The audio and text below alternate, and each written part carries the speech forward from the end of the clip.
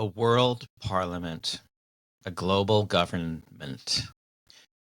Those terms probably instill a degree of fear in the minds of many people. And part of our aim with this channel is to delve as deeply as we can into those ideas, the idea that the world as a whole, as opposed to 193 nation states, would govern itself on the basis, at least partially, of the decisions made by a world parliament, a democratically elected world parliament, according to our model, in which every person over the age of 16 on planet Earth would have a legal right to vote upon. We are going to delve deeply into what that means, all the different models that are out there, there are many, and explore the arguments against such a system, try to address the concerns that people have of such a decision-making body, and look into issues such as self-determination in a world parliament. How would that be affected? How would indigenous peoples in particular be affected? How would local government and local neighborhoods and areas be affected?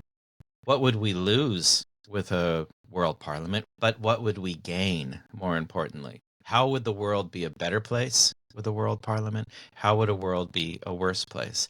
Can we solve the huge and overwhelming number and growing number of issues that confront us as a planetary society?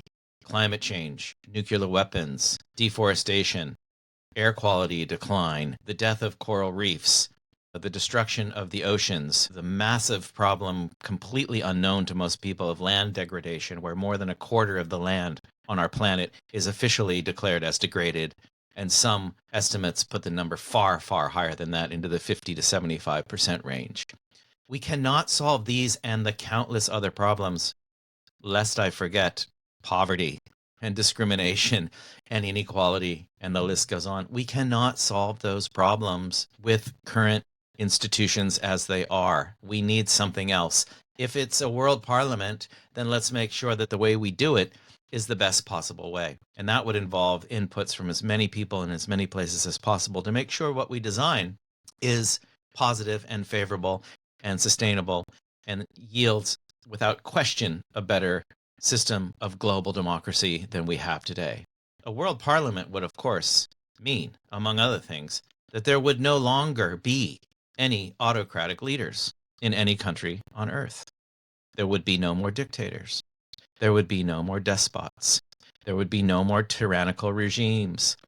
There would be no more ability for anybody that sought such levels of control to do so. That's just one of the many, many, many attributes of a world parliament.